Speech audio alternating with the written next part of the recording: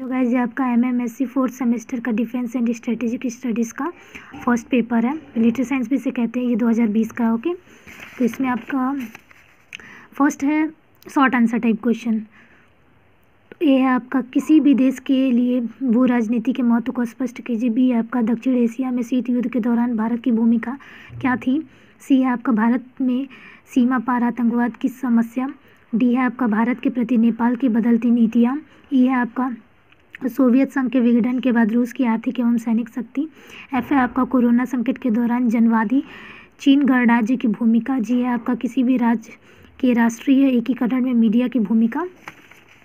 H है आपका corona के संकट के पश्चात भारत में युवा वर्ग की भूमिका। आई है आपका भारत और पाकिस्तान के मध्य सामाजिक एवं सांस्कृतिक जड़ों का अवलोकन कीजिए।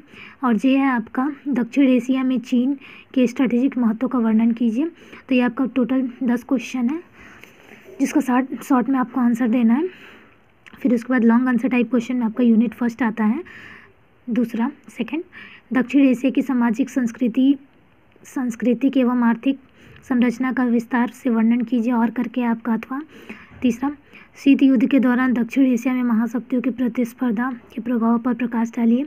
यूनिट सेकंड है आपका 4, विशेषकर भारत के संदर्भ में दक्षिण एशिया की आंतरिक समस्या एवं संघर्षों की विवेचना कीजिए।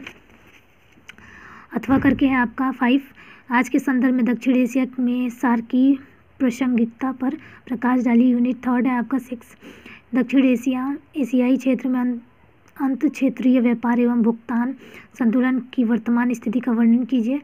अथवा करके आपका 7, दक्षिण एशिया देशों में क्षेत्रीय सहयोग की भावनाओं और समस्याओं का अवलोकन कीजिए। यूनिट 4 है आपका 8 नंबर, भारत जैसी बहुसंस्कृतिवादी राष्ट्र में राष्ट्रीय एकीकरण में दबाव समूह की विवेचना कीजिए। अथवा करके है 9, दक्षिण एशियाई देशों में नागरिक सैनिक संबंधों की रूपरेखा का विवरण प्रस्तुत कीजिए। ओके, तो ये आपका 2020 का पेपर था MA MSc का।